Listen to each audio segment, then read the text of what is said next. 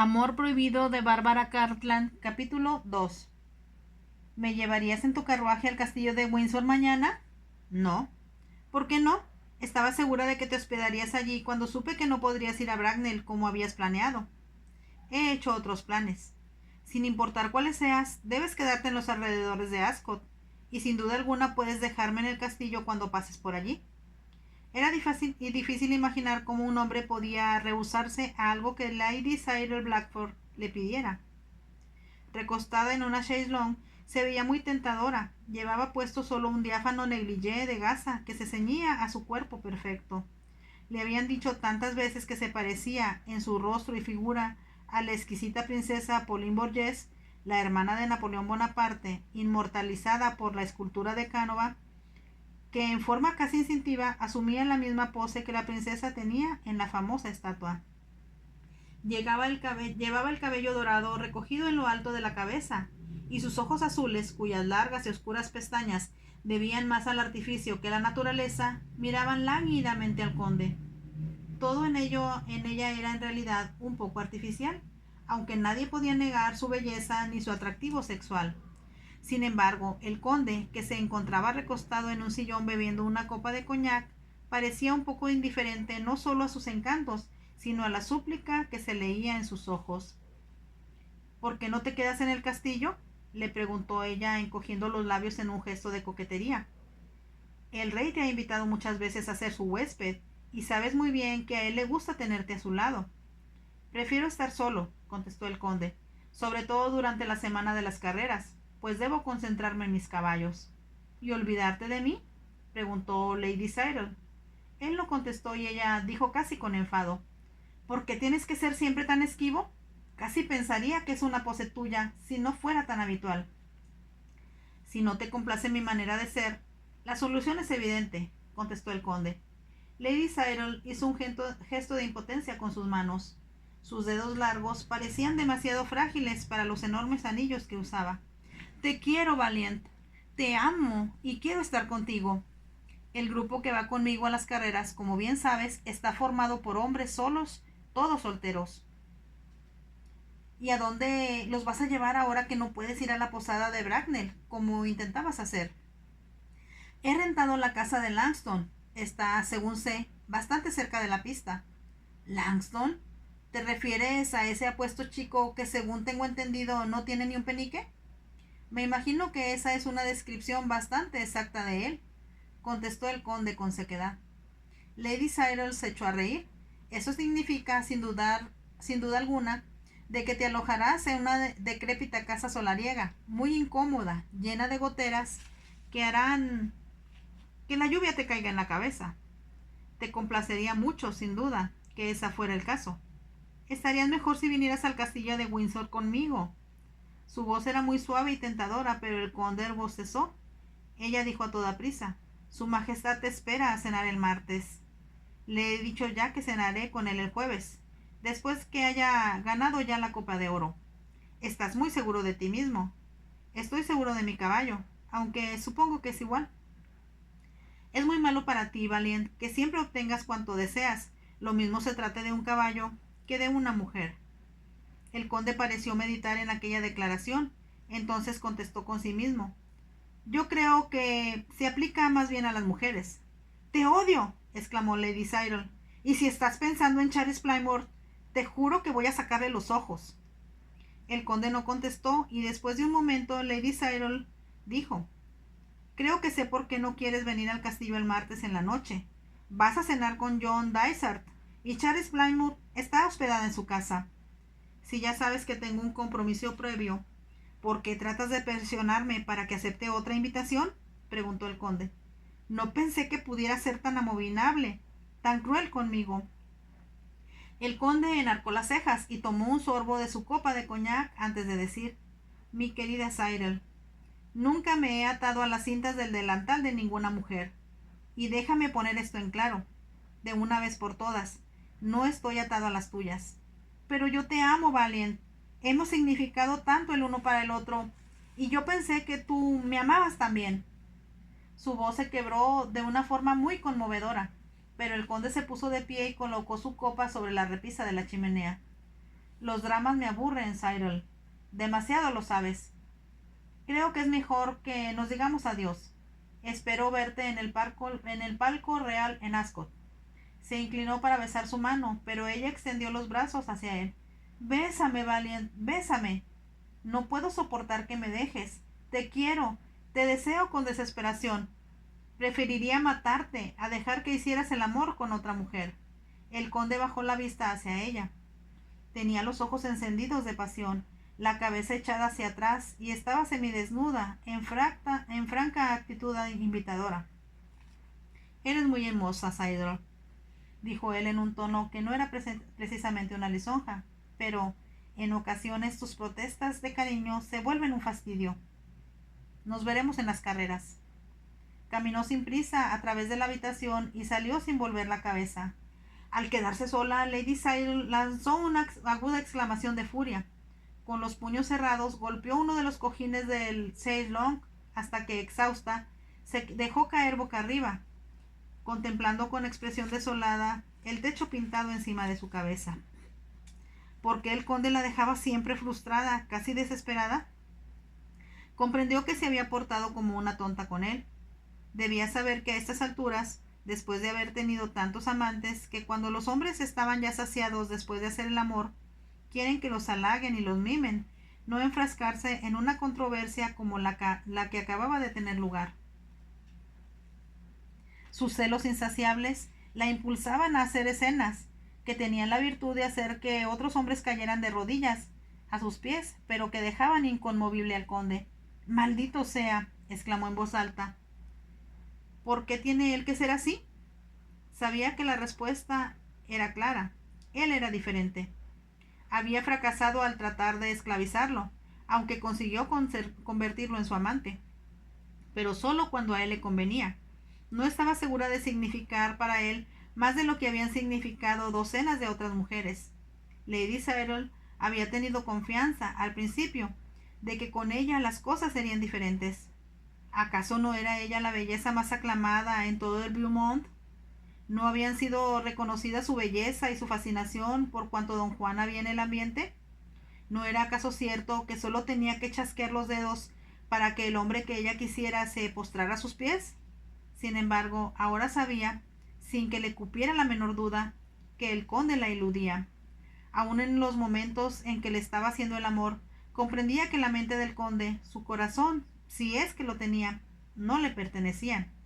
Pensó con desesperación que, desde que Lady Plainbourne había aparecido en escena, el conde ya no era siquiera tan atento con ella como en el pasado. «¡La odio! ¡Oh cielos, cómo la detesto!», exclamó. No tenía más que pensar en Charis Plainbourne, aquella joven de cabello rojo oscuro y rasgados ojos verdes, para sentir instintos asesinos. «La mataré, y lo mataré a él», pensó, a punto de estallar en una de sus feroces rabietas que tanto amedrentaban a la servidumbre. Tendida en el chaise longue, imaginó que borraba con un afilado cuchillo la sonrisa del rostro enigmático de Charis Plainbourne, para volverlo después contra el conde. Se preguntó qué sentiría si la viera muerta a sus pies mientras la sangre le brotaba del pecho. Entonces se dijo que no podía vivir sin él y que, de algún modo, debía asegurarse de que siguiera siendo su amante. «Charis Plainbourne no me lo quitará». Su voz pareció retumbar en las paredes de su boudoir y mezclarse con el exótico perfume que ella usaba siempre. Se levantó del chaise longue y se dirigió a un espejo de marco dorado que se encontraba en un extremo de la habitación. Se quedó de pie frente a él, contemplando las curvas de su cuerpo, que algunos hombres habían descrito como dignas de una diosa griega. La redonda columna blanca de su cuello, sus labios, sus ojos, en los que todavía palpitaba la pasión. «Él puede excitarme más que lo ha logrado hacer ningún hombre», se dijo. «No puedo perderlo. No lo perderé».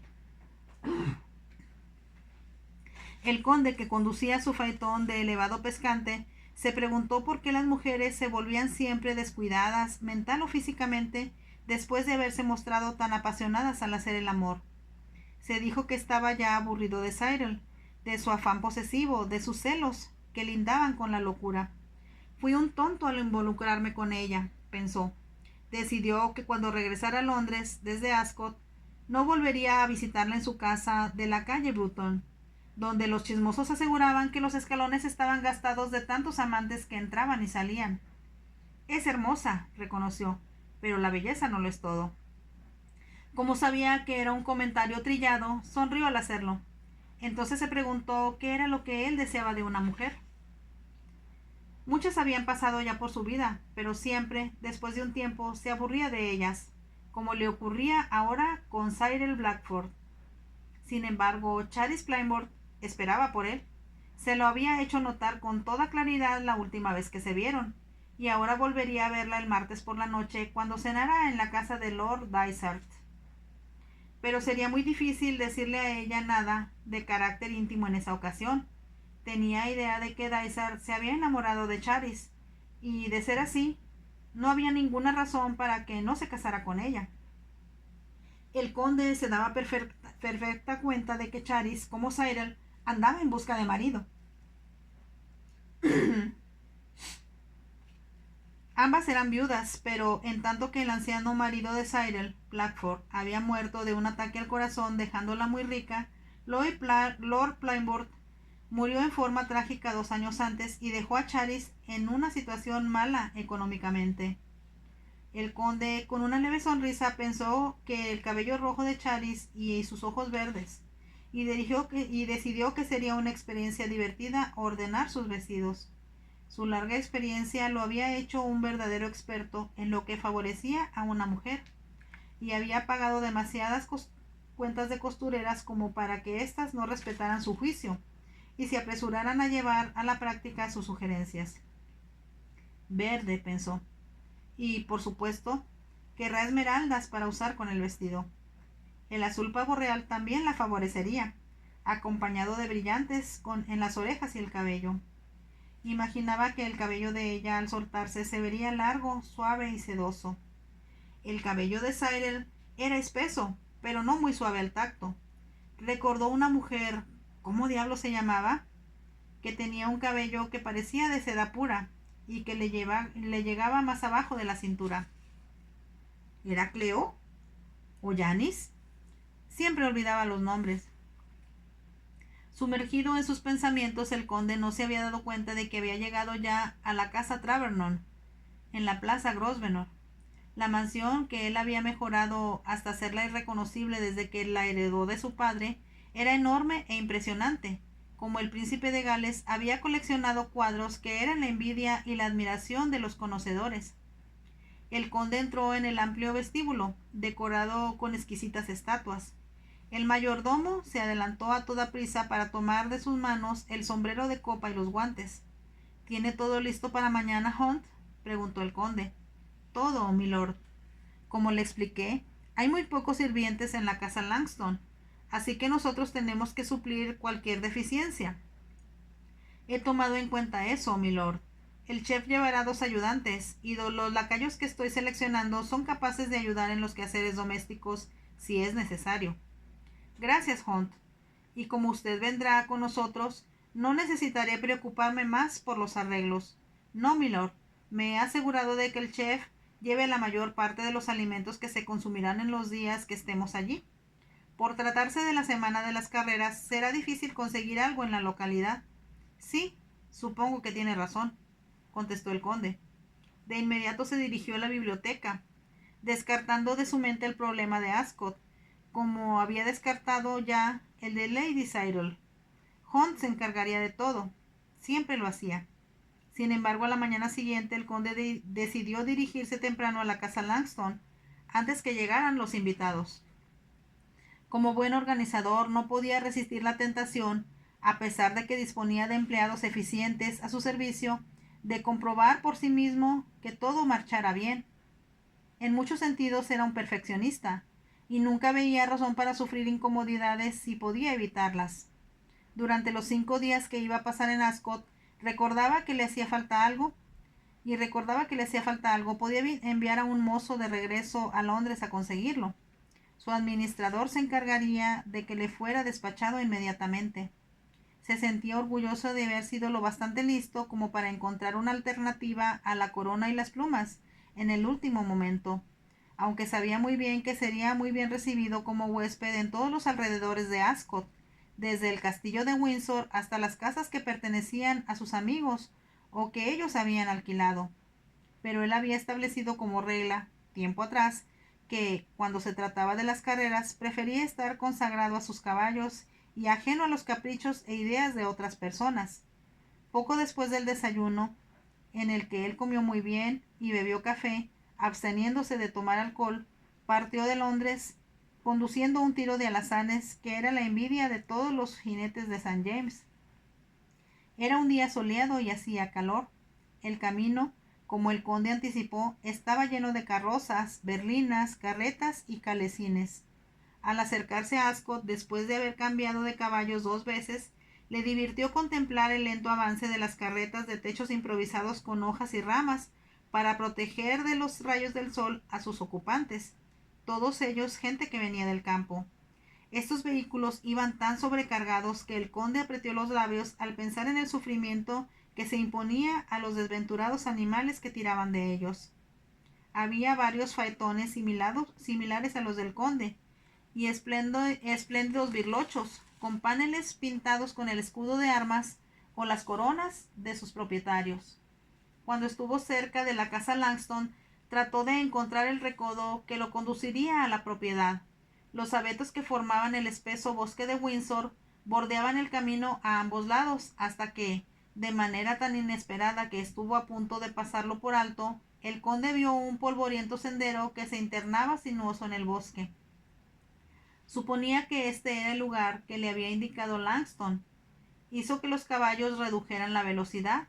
Esperaba no tener que dar vuelta completa, porque ello hubiera sido muy difícil entre tantos árboles. De súbito vio 2 viejas casetas para vigilantes, que parecían deshabitadas, y unas verjas de hierro que, por fortuna, estaban abiertas. Esta debe ser la casa Langston, se dijo.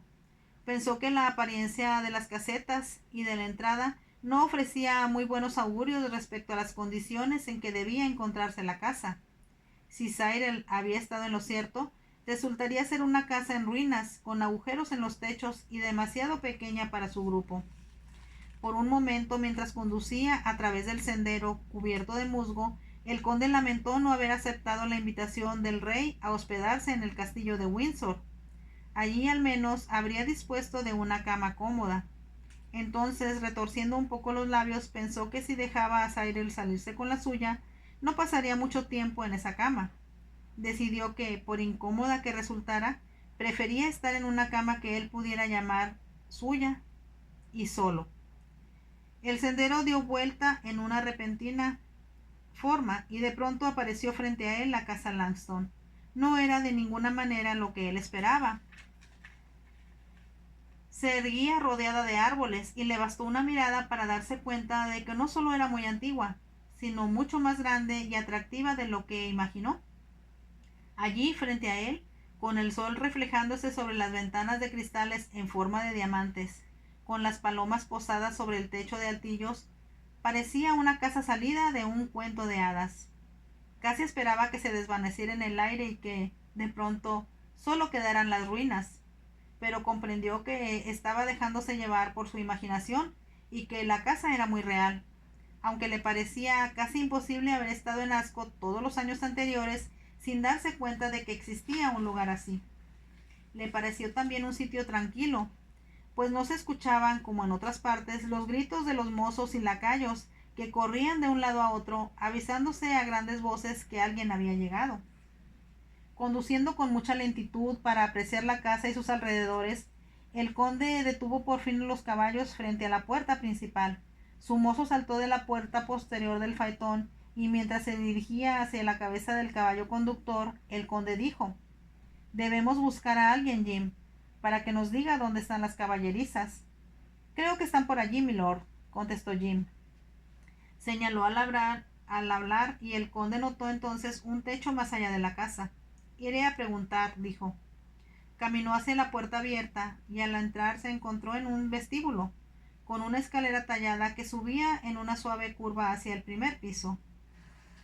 Era un vestíbulo muy atractivo, y el conde advirtió al instante la fragancia de las flores que lo rodeaban.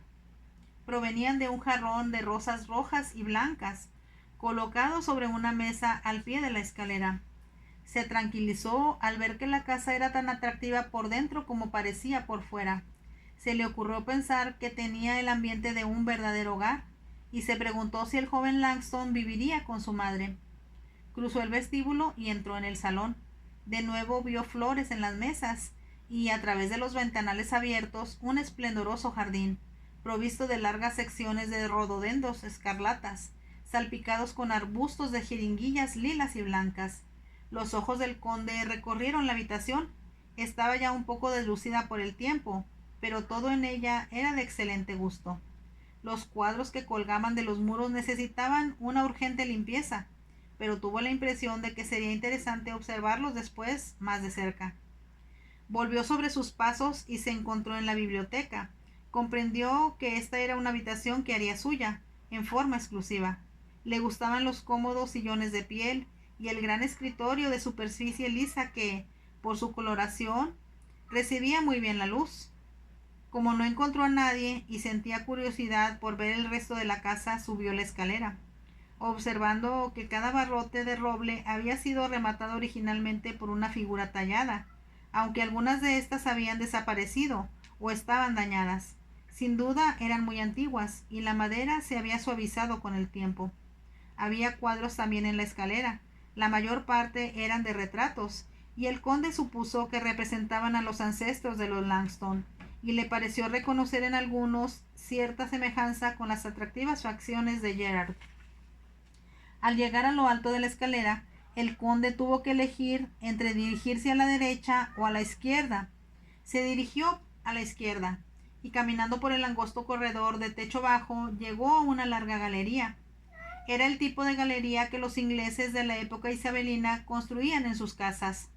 Durante los largos y helados inviernos solían sacar las camas de 4 postes para reunirlas en torno a la gran chimenea que había siempre allí. Bastaba que bajaran los cortinajes de las camas para aislarse de las miradas indiscretas. El conde llegó a la puerta de la galería y vio que el sol penetraba en rayos oblicuos a través de las ventanas para caer sobre el piso bien pulido. Entonces al fondo vio una mujer vestida de blanco y pensó que por fin había encontrado a alguien que pudiera decirle lo que él quería saber. Caminó hacia ella, pero en aquel momento se dio cuenta de que había desaparecido. Pensó que quizá ella no lo había oído entrar y que tal vez se había sentado en una silla o en un sofá, pero al recorrer la galería en toda su extensión se dio cuenta de que estaba vacía. Debo haberlo soñado, se dijo. Mientras permanecía de pie en el sitio donde le pareció haberla visto, oyó una voz que decía a sus espaldas: «Buenas tardes, señor». Al volverse vio a una mujer de edad madura, vestida de gris, que llevaba puesto un inmaculado delantal blanco. «Me imagino, milord, que está haciendo una reverencia», dijo ella haciendo una reverencia, «que usted debe ser el conde de Travernon, que ha rentado la casa durante la semana de las carreras. Sir Gerard me dijo que esperara a su señoría, pero llegó antes de lo que habíamos anticipado. Espero que eso no sea un inconveniente para ustedes», dijo el conde, «pero vine antes que mis invitados para ver que todo estuviera en orden». «Deseo que lo encuentre a su satisfacción, milord», contestó Natty, «aunque estamos muy faltos de ayuda, como sin duda debe haberle informado Sir Gerard». «Así es, en verdad, pero mi mayordomo se encuentra ya en camino con suficientes sirvientes para hacer todo lo necesario». «Gracias, milord. ¿Quiere su señoría ver los dormitorios?» «Sí, por supuesto». Natty lo condujo por el corredor en dirección opuesta a aquella por donde él había llegado, hacia la larga galería. El conde se preguntó si debería mencionar que había visto a una jovencita vestida de blanco, pero prefirió comentar: «Tal vez quiera decirme que otras personas se encuentran en la casa, aparte de usted». «Soy la vieja Betsy, que ayuda en la cocina cuando es necesario, milord», contestó Natty. «Y Jacobs, quien hace la limpieza, trae el carbón y la leña y sube el agua para preparar el baño». El conde no respondió y Natty continuó diciendo: «En las caballerizas están Abbott y su nieto Jem, quien montará el caballo de la casa que participará en las carreras». El tono de Natty reveló a las claras al conde que no le impresionaban los caballos de él. Una leve sonrisa asomó a sus labios cuando contestó: Tal vez ahora quiera decirme su nombre y su posición en la casa. Fui la niñera del señorito Gerard, milord, y desde que era pequeño Sir Gerard me ha llamado Natty. Entonces la llamaremos señorita Natty, dijo el conde. Gracias, milord. Esta es la habitación en la que pensamos que estaría usted más cómodo. Es el dormitorio principal, pero Sir Gerard no ha querido ocuparlo y sigue durmiendo donde lo hizo de niño. El conde, pese a lo que Caroline había anticipado, apreció la amplia cama de 4 postes de cortinajes y colchas descoloridas, los hermosos paneles tallados de los muros y el jarrón de rosas que había sobre la cómoda. Las flores que hay en toda la casa son una verdadera delicia, señorita Natty. ¿Debo agradecérselo a usted? Hubo un momento de vacilación antes que Natty contestara. Las pongo cuando tengo tiempo, milord. Esperamos que pueda seguirlo haciendo mientras estoy aquí, dijo el conde. Natty le dijo dónde podía encontrar las caballerizas. El conde bajó y descubrió que Abbot ya había mostrado el resto de las caballerizas. Eran espaciosas en grado sorprendente, mucho mejor de lo que esperara encontrar, teniendo en cuenta que no pertenecían a una de las grandes mansiones de los alrededores. Mientras estaban en las caballerizas, llegaron sus caballos. Cuando satisfecho comprobó que todos sus caballos quedaban bien instalados y que Crusader estaba en espléndidas condiciones, su propia servidumbre había llegado ya y el mayordomo dirigía las operaciones de instalación como un general al mando de un ejército.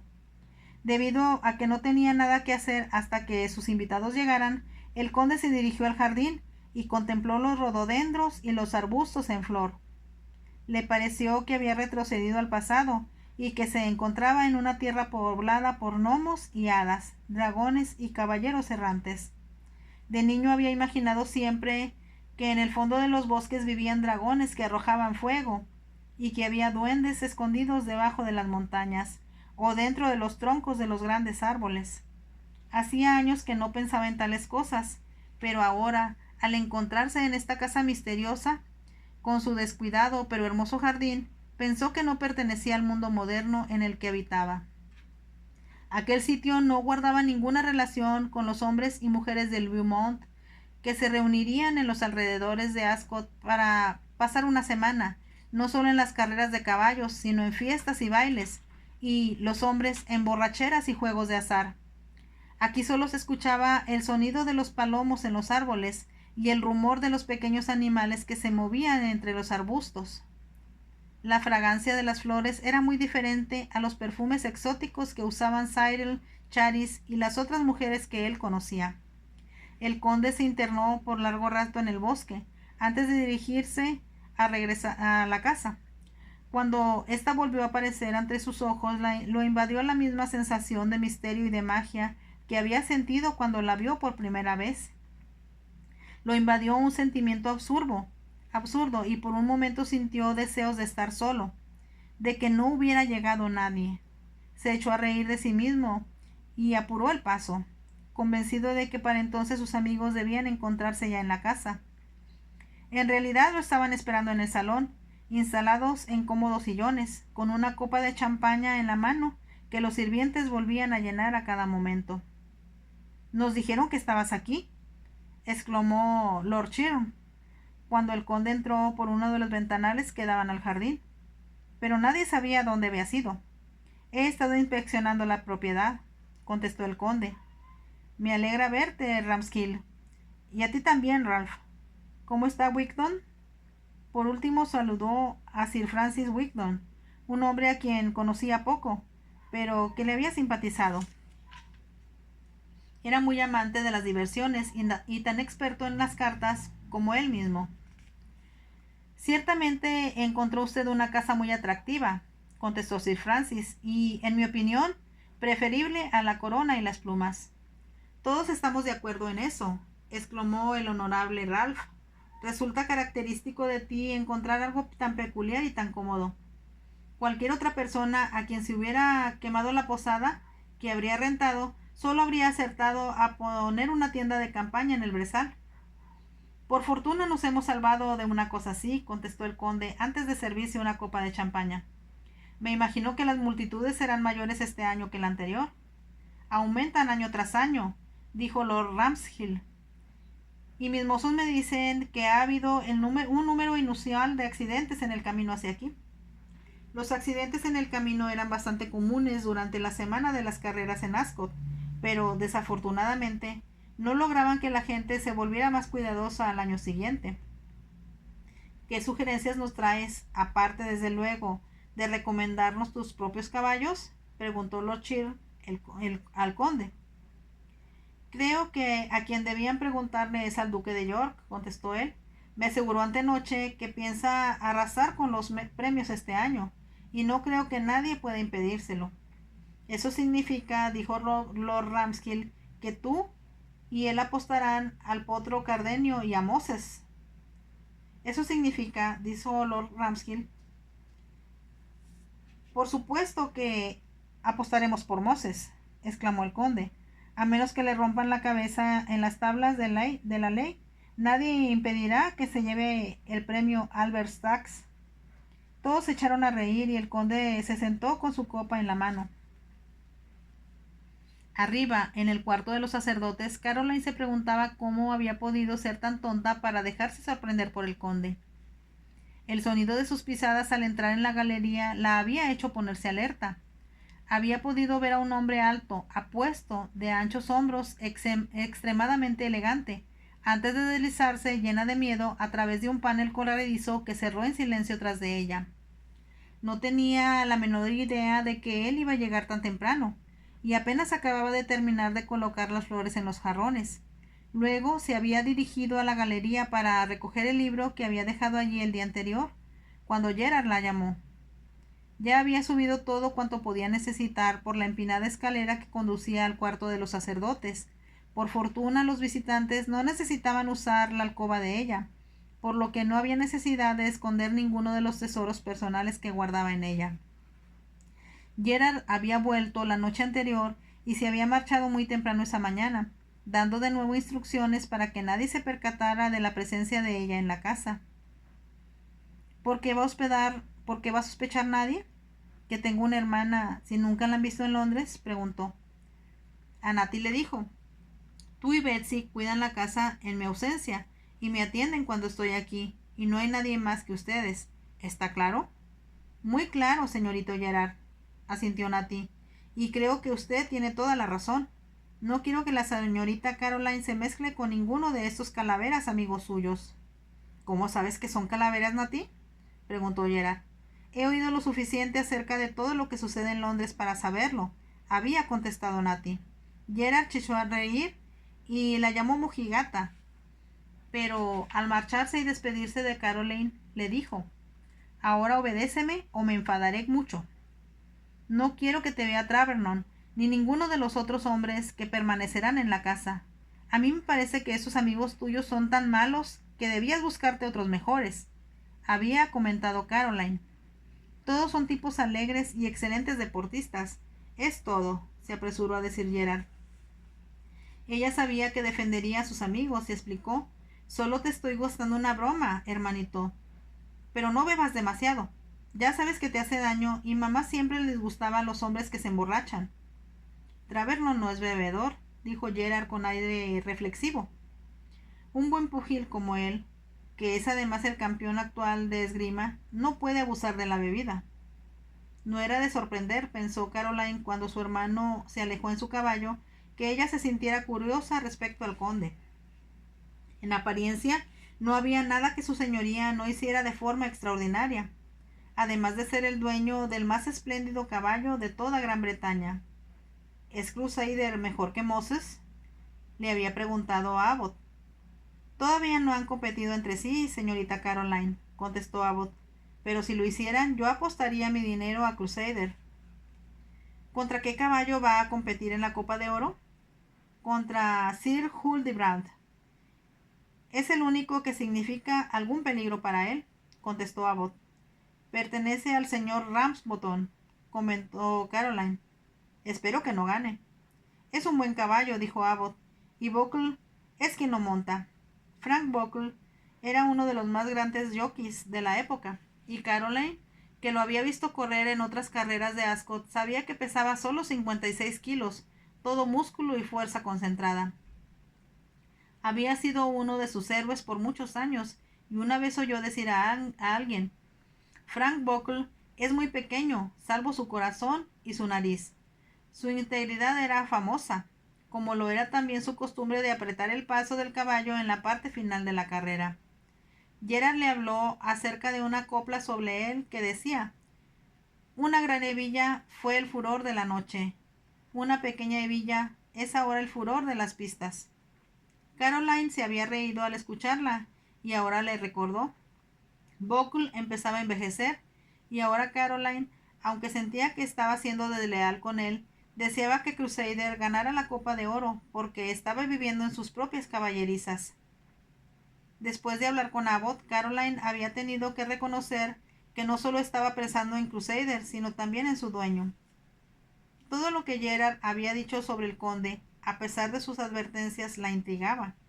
Tengo que verlo, se había dicho entonces, y ahora recordó que estuvo a punto de encontrarse cara a cara con él, y se dio cuenta de lo furioso que se habría puesto Gerard con ella si llegaba a saberlo.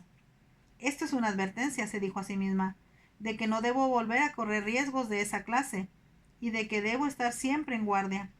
Sin embargo, llevada por una irresistible curiosidad, bajó en silencio la retorcida escalera hasta que el sonido de las risas la hizo comprender que todos los caballeros, como había supuesto, se habían congregado en el salón. Permaneció un momento en la oscuridad, escuchando las diferentes voces masculinas, tratando de adivinar a quiénes pertenecían, de acuerdo con los nombres que Gerard le había mencionado. Su hermano no había vuelto todavía. Eso significaba que había 5 hombres en la sala. Extendió la mano para buscar uno de los pequeños agujeros que los monjes habían hecho en los paneles para poder mirar al interior de todas las habitaciones. Habían sido puestos a la altura de los ojos de un hombre, lo cual significaba que Caroline tenía que pararse de puntillas para poder ver a través de ellos. El orificio era tan pequeño que era imposible que alguien en la habitación lo notara. De hecho, a Caroline le costaba trabajo a veces recordar dónde se encontraba. Mirando a través de un ojo, por el diminuto agujero, vio el rostro de un hombre de unos 35 años. No era bien parecido, pero tenía un aspecto bonachón y estaba riendo de buena gana de algo que le habían dicho. Caroline supuso que se trataba de Lord Chilm. Junto a él estaba sentado un hombre de ojos oscuros y pequeños, nariz puntiaguda y una corbata un tanto exagerada. Cuando ella lo miraba, alguien comentó: estoy seguro de que tú lo consideras así también, Francis. Y cuando el aludido respondió, comprendió que se trataba de Sir Francis Wigdon. Había algo en él que no le gustó, aunque no hubiera podido decir qué era. Solo pensó que mientras sus labios sonreían, sus ojos mantenían una expresión adusta. Entonces miró un poco al centro del grupo y se dio cuenta en el acto de que estaba mirando al conde de Tavernon. Era como se lo había imaginado antes de verlo en la larga galería. Un hombre muy apuesto, de noble y amplia frente, mandíbula cuadrada y boca firme. Surcaban su rostro desde la nariz hasta la comisura de sus labios 2 líneas profundas que revelaban un carácter cínico. Era el rostro de un joven calavera y escéptico, que guardaba un ligero parecido, pensó Caroline, con el retrato de Carlos II que colgaba en la pared junto a la escalera. Uno de sus amigos dijo algo que lo divirtió, pero no sonrió. Torció los labios, pero al mismo tiempo sus ojos brillaron. Es magnífico, pensó Caroline, y sin importar lo que Gerard pueda decir, me gusta. Fin del capítulo 2 de Amor Prohibido de Bárbara Cartland. Si te gustó, déjame tu like, por favor, y no olvides suscribirte al canal. Chao.